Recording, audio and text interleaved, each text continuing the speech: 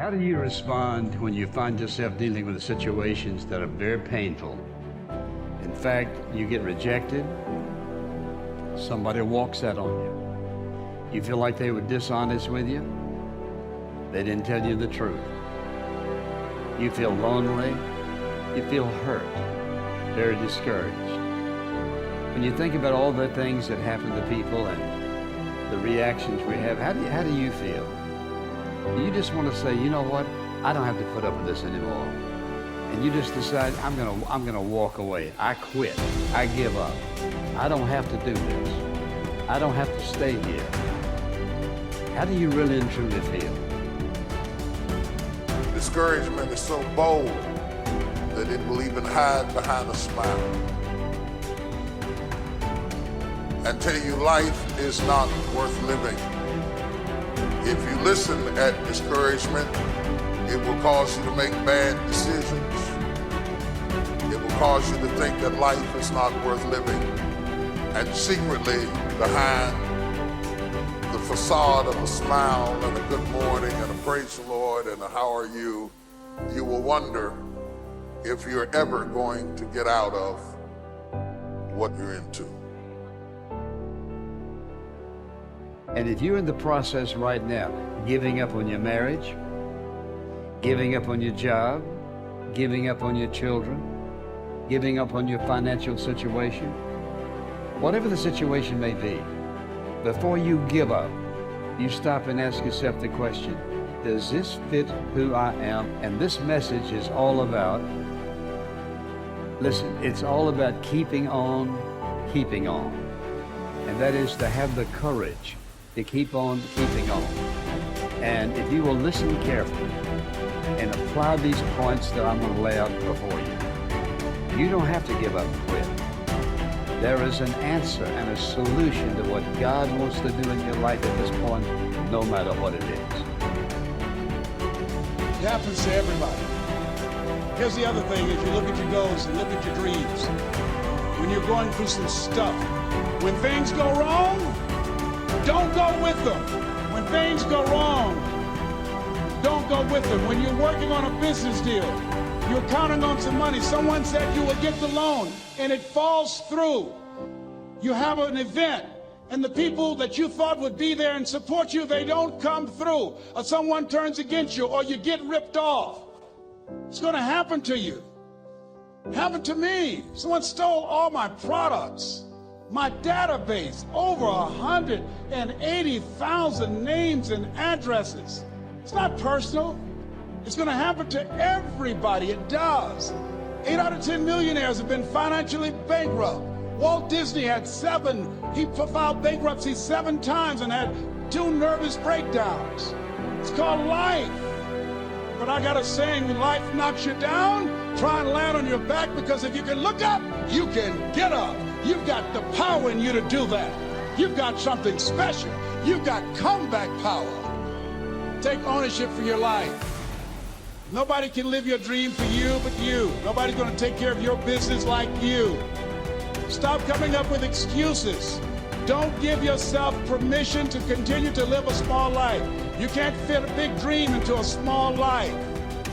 Give yourself permission to go for it, to test yourself, to challenge yourself, to live full. Like the saying, always strive to get on top in life, because it's the bottom that's overcrowded. There's something in you that tells you this is not it for you. You have not peaked here. There's more in you than you're expressing.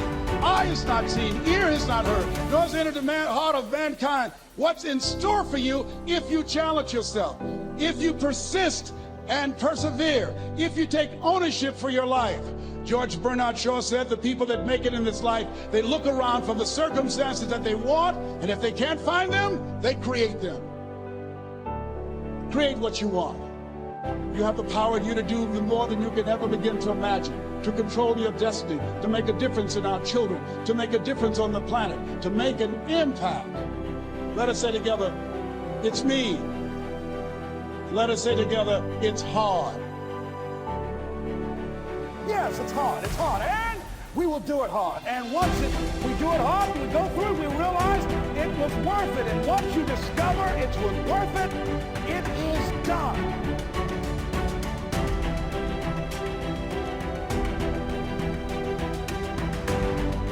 What's at the core of achieving the good life? The major key to the good life. The major key is not in learning how to set goals. It is not in learning how to better manage your time. It is not in mastering the attributes of leadership. Every day in 1,000 different ways, we are trying to improve ourselves by learning how to do things. We spend a lifetime gathering knowledge in classrooms, in textbooks, in experiences. Now, if knowledge is power, if knowledge is the forerunner to success, then why do we fall short of our objectives? Why, in spite of all our knowledge and in spite of our collective experiences, do we find ourselves aimlessly wandering, settling for a life of existence rather than a life of substance? There may be many answers to this question. Your answers may be different than your associates or your spouses or your friends.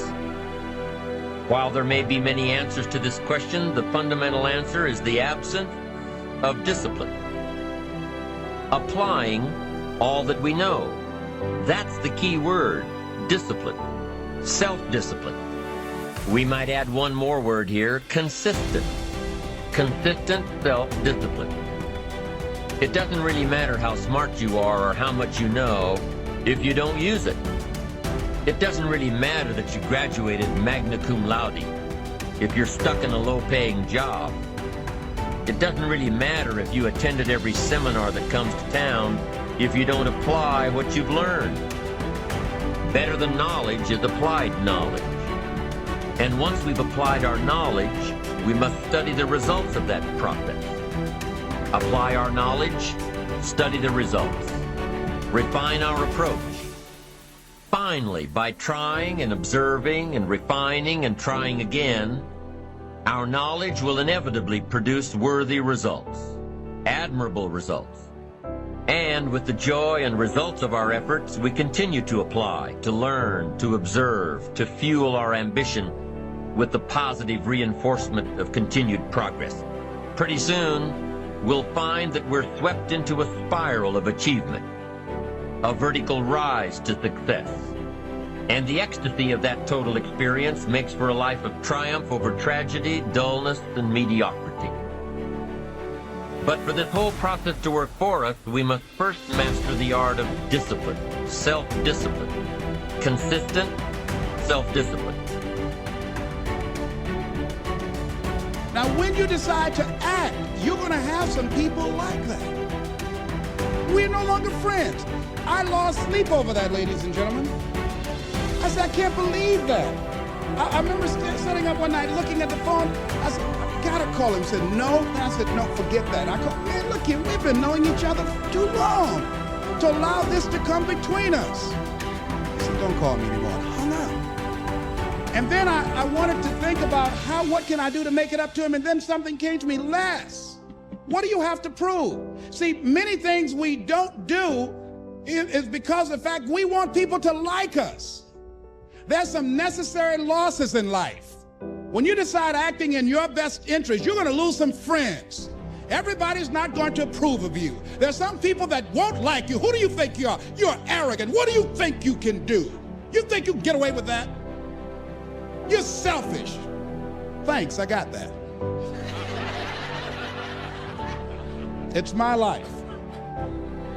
And so what I'm saying to you is that as you begin to look out on your life, this is challenging. This is not easy acting. So what are the things that we can begin to do to harness our will? Number one, you've got to bring it out and look at it. You've got to take the power out of it. You've got to expose it to the truth. And the truth is that it has no power over you. So write down something you want to act on, but for some reason that you've been holding back, and look at it. The next thing is, ask yourself the question, is it helping you to continue to put it off?